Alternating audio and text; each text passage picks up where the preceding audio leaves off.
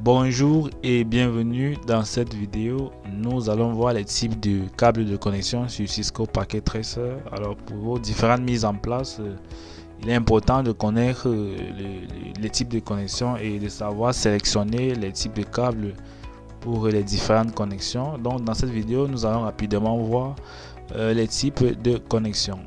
Donc en gros, sachez que les connexions sont représentées par cet éclair. Là, on a connexion. Il suffit de cliquer simplement pour avoir les types de câbles à notre disposition. Donc sachez que déjà l'éclair, cet éclair-ci permet de sélectionner automatiquement le type de câble de connexion. Cet éclair. Et on aura plusieurs autres types de câbles. On a le câble console, c'est-à-dire ce câble bleu, qui permet de connecter une console peut-être un switch histoire de l'administrer. Donc ce câble permet de connecter un PC à un switch par exemple pour l'administrer, ou alors un PC à un routeur pour l'administrer.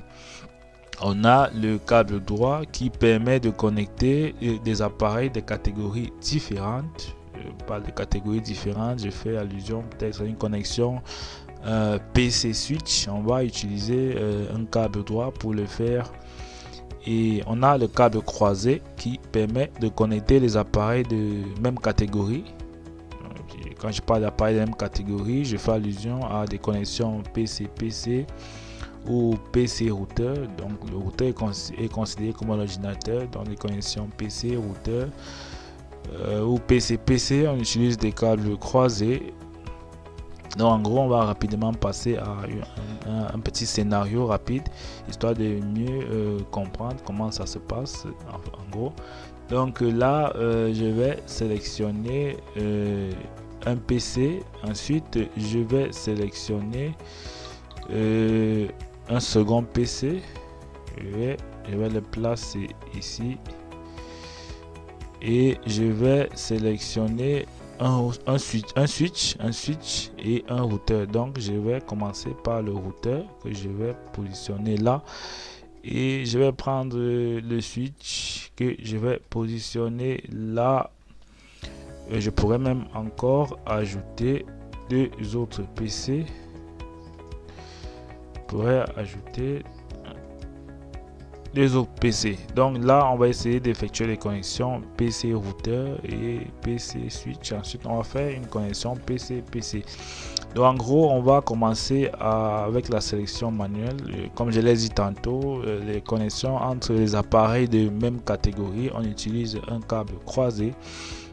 Donc une connexion PC PC, on va utiliser un câble croisé. Une connexion PC switch, on va utiliser un câble droit. Voilà, câble droit. Une connexion PC routeur, on va utiliser un câble croisé.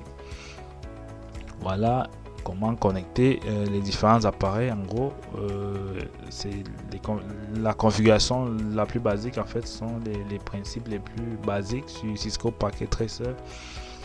Vous pouvez aussi utiliser la sélection automatique ici.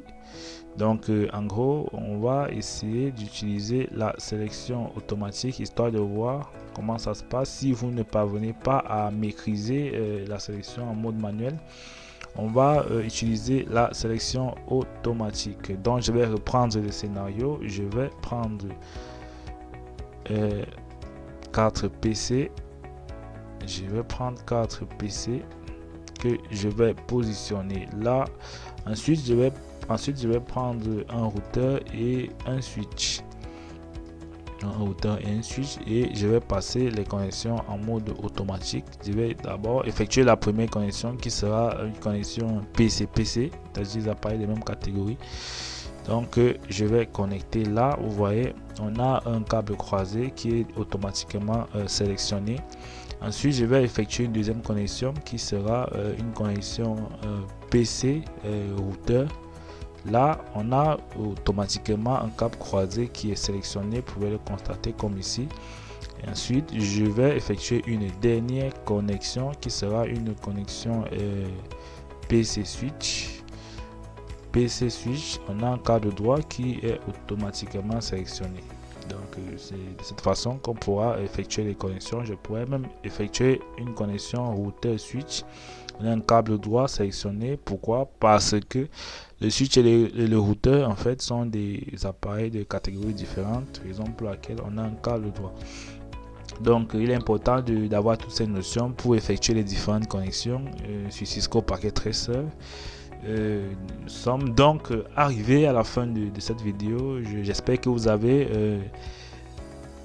pu capter, comprendre ces différentes notions, histoire de mieux implémenter vos connexions. Parce que si vous ne respectez pas ces types de connexions, il est fort probable que vos scénarios, en fait, vos mises en place ne fonctionnent peut-être pas bien. Donc c'est assez important. Et là, comme je le disais, je vous donne rendez-vous en fait sur la chaîne OneMaga pour profiter de plusieurs vidéos. Et de là, on se dit à très bientôt.